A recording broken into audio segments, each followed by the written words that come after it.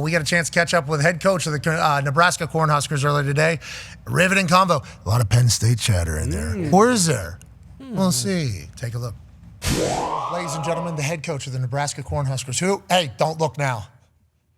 Everything is still sitting right out there in front of him. Ladies and gentlemen, Matt Rhule. Yeah, coach. All right, let's talk about going on the road, getting a win. Obviously didn't look good early. You guys end up getting a dub. What did you learn about your team, and how do you feel coming out of Maryland? Well, first of all, let me say this. Maryland's got one of the best young quarterbacks in the country. And we thought, hey, we'll disguise on him. We'll try to fool him. My man didn't get fooled. Malik is a fantastic player. And, we got up 10-0 right off the bat, and he brought him back. We took the lead again. They took it back, and things didn't look good in the fourth quarter. And we got 2 fourth stops, 2 80-plus yard drives. It's the first time, Pat, in 8 years that the Huskers have taken the ball on offense and gone down and win the game. And so they seemed to love it. They were excited about it. We had 10,000 Husker fans out there. It felt like a home game.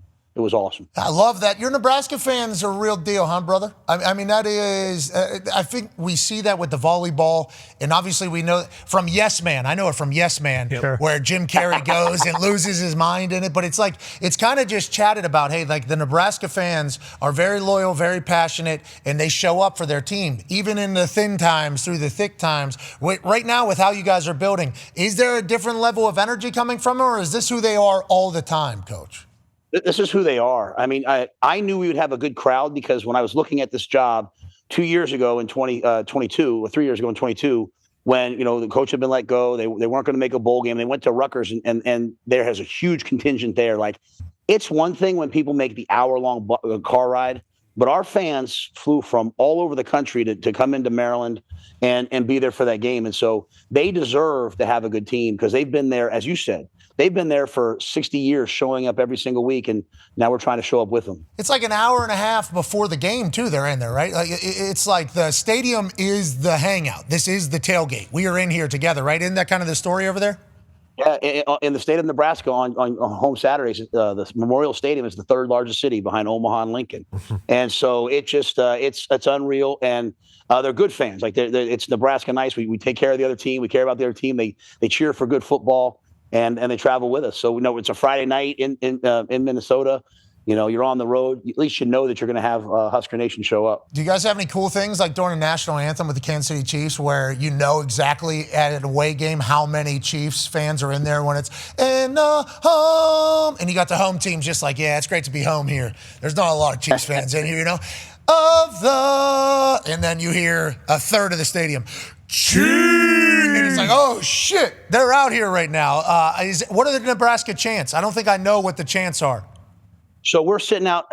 So Maryland has a small locker room. So I literally, Dana Holgerson and I sat outside on the grass. Like, fans could have heckled us if they wanted. We just sat outside for like the 2 hours before the game. And like the 30 minutes before they would even let fans in, you could hear "Go Big Red" chants out in the parking lot. Like, they were at the gates, waiting for them to unlock the gates to be able to go in and take over the stadium. And so you hear "Go Big Red, Go Big Red." You feel like you're at home. But that idea, that Chiefs idea about the national anthem, that might be something Husker Nation will pick up because they would crush that. I'm telling you, it is a good tone setter. Just in an away game too, it's like a good temperature check. Like, hey, how many people are here? Like Steelers fans all have terrible towels, so you can see them immediately upon away games before the game even starts. Like, hey, what's it going to be like in here tonight? And then the Chiefs getting that thunder, boom, right at the beginning in somebody else's house is beautiful. Happy to hear your fans did that. Let's talk about Friday night action against Minnesota. Obviously, another Big Ten matchup. What are your thoughts on their program? PJ Fleck's been there for a very long time. Obviously, you guys have everything still very much in front of you. Your only loss is to Michigan. It was 3 points. So if you win out, which, looking at your schedule and your team, certainly possible. One game at a time, though, Coach. Let's not get too crazy ahead of ourselves. One game at a time. What are your thoughts going into Friday night's game against Minnesota and where your team sits currently at and your messaging to them about the possibilities? Yeah, I think the thing about our team is just, hey, the last 2 games we've been up 14-0 and 10-0, and we've allowed the other team to get back in it. So we're still kind of playing up and down, riding the highs and lows. And we have the youngest team in the Big Ten. So that's not an excuse. You just have to teach them. You have to teach them, like, when you're up 14-0, don't go out there smiling and relax and let them score, make it 14-7. Put them away. And so we're trying to just put together a complete 60 minutes and not have to have Dylan in the defense and Isaiah and them go down and win the game in the last seconds. But that being said, Minnesota has been down double digits in its 2 Big Ten wins, and they've come back. And, PJ Fleck, I respect him immensely. I've gotten to know him personally over the years. He teaches his kids how to play football at a high level. He also teaches them as men. They're really, I love them coming out in the draft. And so I know they're going to be tough. I know they're going to be sound. They have a redshirt freshman quarterback playing his 7th game who's dynamic, and they have a great defense. And so it'll be a great football game for everyone to watch on national TV. What is it, October 17th, the game? What will the weather be? Minnesota's going to be cold as shit. Rain. Yeah, have you seen? Go ahead. No, they said a little rain, so luckily it rained here for 2 days, so we practiced outside in the rain, and it doesn't really bother our guys. And it's supposed to be in the 60s, maybe dip down in the 50s. I mean, that's Cornhusker weather. Oh, perfect football weather. We're ready for that. I mean, that's a great Friday night in the Midwest, baby. I like to hear that because 2 weeks from now, Minnesota, that's going all the way down. And you talk about PJ Fleck and getting to know him. We got to know him at the beginning of his run here at Minnesota a little bit. What a lightning rod of a human being. Just neckton mentality is what he talked about to us. One of the first times he talked, like a shark has neckton mentality. That is, and it's always hunting, like always moving forward, And obviously the buy-in with the boat and everything. And then whenever he was at, which Michigan was he at up there? Western Michigan. He was trying to build that program up and build them traditions. So he was making videos in his office and sending them out to the students like, hey, on 3rd down, we're all going to do this, okay? We're going to go boom, boom, boom, and then we're all going to go like this on 3rd down. We're trying to make this play stuff. It's like the way he approaches it, former player obviously, and the way he attacks it, it felt like he had a special rocket on his back. And now he's been in Minnesota for some time. Game day was there 2019, maybe? Yeah, 2020. Eric Decker. It's an interesting dilemma there for a lot of teams, especially in the Big Ten, whenever it's been so dominated by 2 teams. It's like what's success, what isn't success, which then immediately leads to your hometown. And I don't want to have to distract you here because obviously you're in the middle of a season and you've already answered this about how much hey, that's my hometown. I love that place. I always will. Everybody loves their alma mater. That conversation's only going to heat up around you assume. And you said before, hey, this is what happens. I was at Temple. I was at Baylor. Anywhere you have success, this type of shit happens. I'm used to this. This is a good thing, not a bad thing, that other people want our players, want our coaches, myself included. That's kind of been your messaging. You've been here before. What does that look like for you with team, with everything, with how hot that's going to get in the kitchen, it seems like? It's with my team, it's just unbridled honesty. Tell them the truth. Tell them exactly the truth, and don't BS them because they'll know. And secondly, just out there, this is it. This is part of it. It's better than when I was in Carolina and they were chanting to fire me, right? So it's better than being on every hot seat list. So having other schools maybe be interested in you is pretty cool. But I don't do that during the season. I don't mess around with that. I don't play that. And at the same time, this is not a jumping off job. This is a destination job. This is one of the greatest places in the world. This is a town of 300,000 people. This isn't everyone says Lincoln. It's 300,000 people here in Lincoln. I can do whatever I want here. I have a great young team, the youngest team in the Big Ten. Think about how good we'll be next year. Now, I'm not thinking about next year, but where we are right now, we're learning. Think about where we're going to go with Dylan and all these guys. So I refuse to be distracted. At the same time, it's when it's your alma mater, you have to show it love and respect. And I hope, and I love Pat Kraft, they'll find the right coach for them, whoever that is. But this is a destination job that should be a national bully, that should be a beast. And I think we're making our way to doing that. Yeah, and I think with the 3rd year of Matt Rhule at every place, I think that's a pretty good prediction, and especially with the way you're going. But if you lose every game going forward because you're distracted with other shit, nobody's going to want to hire your ass. We got the Carolina Panther chants coming back. That's exactly right. And so I tell my kids all the time, hey, you're one game away from either side of it, so just stay right in the middle and just be who you are, man. All right, next game, obviously Friday night. Connor has a question for you. Yeah, Coach, with the Friday game, how much does it change kind of your prep? I know early on you guys already played during the week, but does it, on Sunday, was that different just because you guys were a day behind? Or what is the biggest difference between the Friday night game and Saturday night game when it comes to preparation during the week? Oh, that's a great question. Monday's usually our day off, and the captains. I met with the captains. I was like, "Hey guys, we'll do a traditional Tuesday, hard, old school, banging practice. Wednesday will be the same way, just maybe a little less Thursday we'll walk through, and normally we practice on Thursday. So today we'll walk through, then we'll travel up to Minnesota, walk through again tomorrow, and play the game. But the captains voted; they wanted meetings and walk through on Monday. So I said, all right, if that's what you guys want, we'll do it. So we just added a little bit on Monday. They'll get Saturday off. I told them, man, find a way to win the game. There's no greater feeling than watching Pat McAfee on game day, sitting on your couch like a regular fan, just enjoying the game. I mean, so we got to go play well Friday night, and they put the work in on Monday to get that done. The games on Saturday have been electrifying. Yeah. So let alone watching game day, which I am very lucky to be a part of. And I love that the show is a part of college football as a whole. It's such a beautiful sport, man. The tradition, the pageantry, everything. Like, obviously, you've gone to the NFL. From Pittsburgh, which is an NFL town, only really understood the NFL world, the NFL lifestyle, the NFL fandom, everything like that. Then obviously I got an incredibly lucky opportunity to play in it for 8 years. So it's like I felt like I knew the NFL literally since birth, you know? So then college football through the NFL, you start watching game day. That's kind of like your dabble into college football. Then you may travel with a teammate back to their university, go see what it's like for a game there. Maybe you go hang out at another place and it's like, wait a minute, this isn't like the NFL at all. Certainly same sport. We get it. They're playing football out there. But the tradition and pageantry and environment and culture and buy-in that is in college football that you talked about with Nebraska, it's the greatest on earth. And you can feel it through your TV every single Saturday. I mean, Friday night, obviously, we'll be able to see it with your game.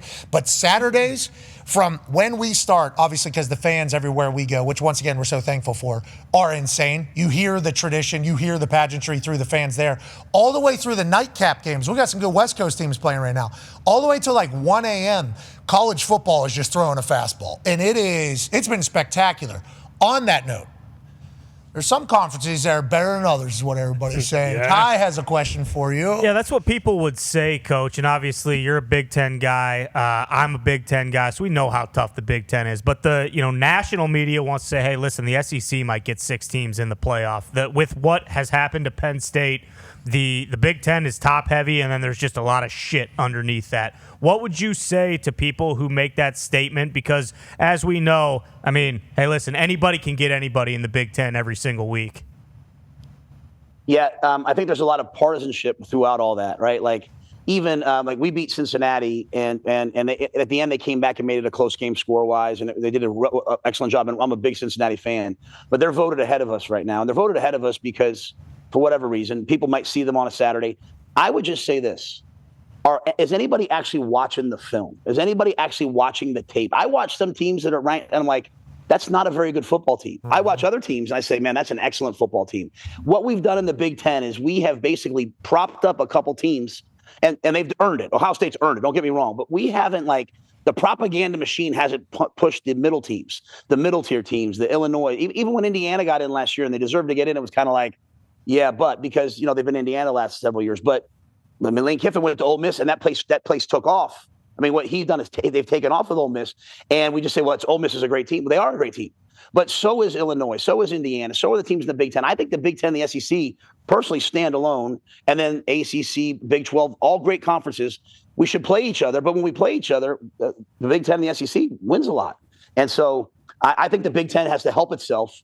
Part of me being out doing things like this, we have to help ourselves get our names out there because, like, Nebraska's a blue blood.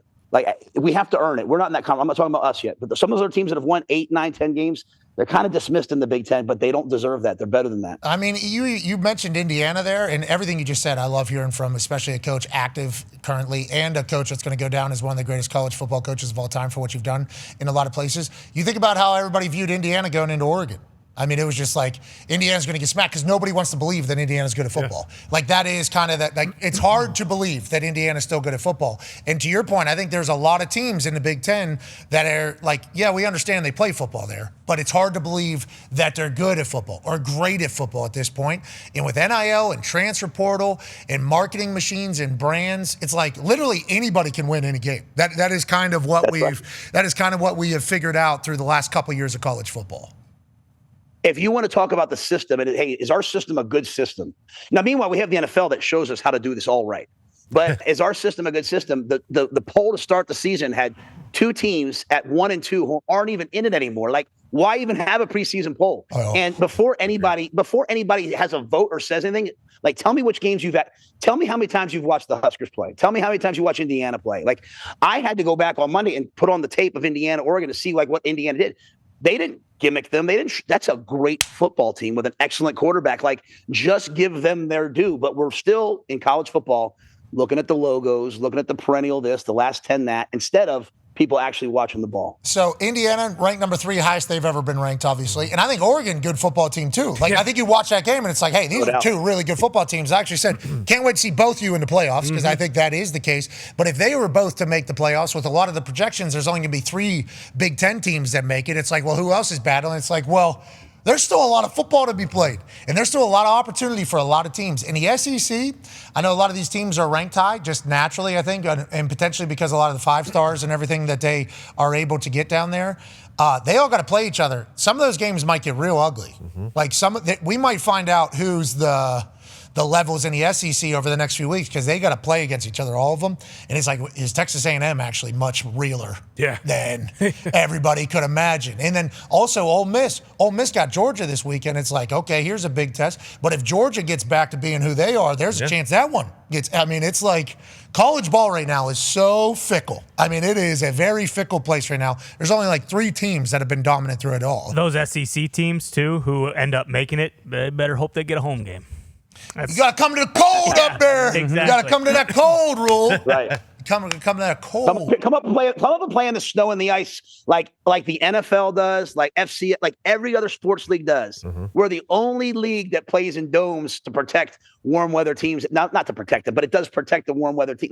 Let's play on home campuses to protect the things that you're talking about, Pat, like the pageantry of college football, and see who can actually play in the weather. And that would change everything. And to your point, I love what you just said. Like, let's just play it all out. Like, that's why the NFL, like, you're not voting on who's going to make the playoffs in week 6. You're just watching them and letting the games play out. And forever, college football has been an elimination tournament. Win once and you're out. And we got the playoff. And so now you can have good matchups and good games, and you lose a game, you can fight back. Like last year, we were talking about 9-3 teams getting in, which I think is great, because now you can go play good games, have excitement throughout the year, and then have a lot to talk about the last 3 weeks of the season. It's all very good. Everything's very good. There's just a chance that humans will make it bad, and that's going to happen in everything. But the Ohio State-Tennessee game last year is going to be referred to by everybody in the North. Correct. Whenever the college football playoff comes around. Well, this team's better than this team in the Big Ten, because look how many 5 stars they got. They got guys that run 4.3. It's like, well, maybe we can't up here in the North have everybody that runs 4.3 because it's going to be 32 degrees by the time we get to November. And turns out the 4.3 guy, he runs actually a 4.6, just like everybody else in that weather. And we need some power up here. So it's just 2 different styles of ball. And it's like, well, which one is deemed better? Well, it depends where the game's being played. Bingo. Which is why the 12-team playoff happening is a beautiful thing.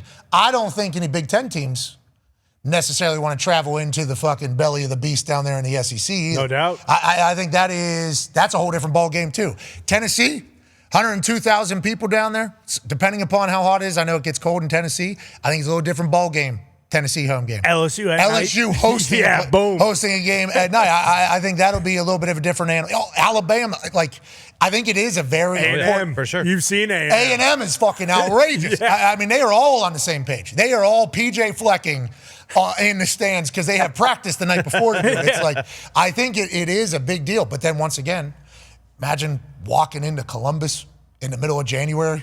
You got to take on a team that's not only built for it, but also used to it. And it's freezing, and you've never seen this before. They cracked 3 helmets. Nico Iamaleava's helmets, 3 of them. The equipment wasn't even ready for the cold, let alone the players. The equipment was too cold. Said, fuck this. Crack 3 of them. Get me out of here. It was like, that's going to be talked about a lot. And then the SEC's went, well, we all play each other down here. It's like, all right, well, who cares? Who's coming to the cold to do it? It's a good time for debate in college ball, which I think is how it's always been. Last question here for you, Coach, from Tone. Yeah, Coach, we talked about how it is going to be a great Saturday. Ole Miss, Georgia, Tennessee, Bama, USC, Notre Dame. Are you going to take advantage of being off on Saturday to watch some of those games, especially maybe that last one? Because if USC upsets the Irish, there might be a big one in a couple weeks against you and that team. My goal is not to leave the couch on Saturday. So Okay. I want to be a college football fan. I have 2 daughters that play volleyball, and I like, what time's the game? The first game, we get back probably at 1 a.m. The first game's at 8. I was like, I'll take the 8 o'clock game. I will be back to watch game day and watch the whole day. I'll watch it till 1 o'clock. I love college football, and when I speak about college football, I'm speaking about the game overall. So I will watch everything. I'll have the YouTube TV, 4 TVs going. Hell yeah! I mean, I might bring in a second TV downstairs. I have one that on roller. I mean, I'll be like you think I'm a gambler, though I do not gamble. You think I'm a gambler, I'll be watching so many games at once. But I love it, man. I love every second. I love watching the games last night. I'll watch college football any chance I can get. I'll tell you, it's hard not to love it, man, whenever you're in it. If you're a football person, it's hard not to fall in love with college football if you're not a college football person. And if you are a college football person, obviously that's till they put dirt on top of you. You are going to love college football. But if you're not a college football person, which there's a lot of new football fans that are coming into the college football world, that's what the ratings are telling us. Ratings are going up. Now, the NFL's ratings are obviously still whatever they are. Okay, they're 15 million more than most college football primetime games in comps. But a lot of the numbers going up for college ball, it's like, I think those are NFL people potentially coming in being like, hey, this is a good sport here. It's the second biggest sport in America. Yes. No questions asked. And there's still so much room to grow. And everything you're saying is the exact reason why. It's fucking awesome. And you have no idea who's going to become a star. When the game kicks off, there might be a dude that's on that bench that hasn't done anything. And then all of a sudden, 2 passes, 3 passes, superstar. And then a team becomes relevant. And then a university becomes relevant. It's like so special. It's very, very special. To that point, Coach, all this talk made me think about this. So, like, when you're watching on midweek Conference USA or Maction or whatever, or maybe even tomorrow on a Saturday, will you see a player make a play and you're like, oh, I could see him in Nebraska. Wait a minute! You write a name down to call him later, or? No. You ain't get me on that one. I didn't know if it was tampering or not. Oh, yeah. Coach Rhule's out here trying to pluck guys off of Wednesday Night Football. We appreciate you, Coach. Thank you for joining us. Safe travels to Minnesota, and good luck, brother. Thank you, guys. You're the man, dude. You've been really good to us. We appreciate that. I appreciate you guys. Shoot. Thank you guys for having me on. You're a good football coach, too. I think that is your boy. Hey, a guy, I just saw the tweet as we were coming in. One of your players gave a speech at halftime. Is that accurate? Yeah, Ja'Cory Barney, our young sophomore receiver who's dynamic. He's leading the country, I think, in punt returns. He's in the middle of the halftime. We were in this small, terrible locker room, and he was like, man, what's wrong with y'all? And they couldn't put all the stuff out that he said because it was – but he was like, man, he started doing like all this, like, man, we're up. You heard me? Up 7-0. You heard me? Defense going to strap these bitches. Pick 1-5, going to get his act together. We're going to fucking go. And I was sitting there like the whole time, like, oh, God, how do I follow this? I was like, let's go to the field, guys. Unbelievable. Team, 1, 2, 3. Go. Here we go. That is, that's good culture, brother. That's good culture. Hell yeah. It's fun to be around. That's, it's funny for me. The 3 places I've been, not the Carolinas, but the 2 colleges now here, we've spent a couple of years to build the culture up and get the football right, and then I've always kind of left afterwards, and so that's why for me, I'm going all in on this place. Like we can make this whatever we want. That's a huge statement at the very end. Obviously asked about it at the very beginning as well. His name, because he's from State College, Pennsylvania, Happy Valley. He went to Penn State, has a lot of ties to Penn State, still has to feels obligated to show love and has love for Penn State, and it's in a Big Ten, and they got access to everything, and he has history with the athletic director. He says, I understand that. Hey, some jobs are right for me. I love this place. Ty, he said it there at the end. Why not go all into this place and finally get to reap the benefits of the culture that I sowed for the first 3 years? I feel convinced, legitimately. You, Ty, how do you feel about it? I can see both sides personally. I think if he were offered the Penn State job, he would go back. Listen. He just said he literally wouldn't. I know. ESPN, he literally just said 3 times he wouldn't. Hear me out. You got 20 seconds. Hear me out. He's from there. He went to school there. Like, whether he loves Nebraska. Wife. I get it. Wife, yeah, exactly. Like, that's a very special place. Okay. You get the opportunity to go back and win a national championship there. Okay, Joe Paterno, Matt Rhule is the best coach in the history of Penn State. Okay, but he's also could be the best coach in the history of Nebraska. Be a friend, tell a friend something nice might change your life. We'll see you on the other side.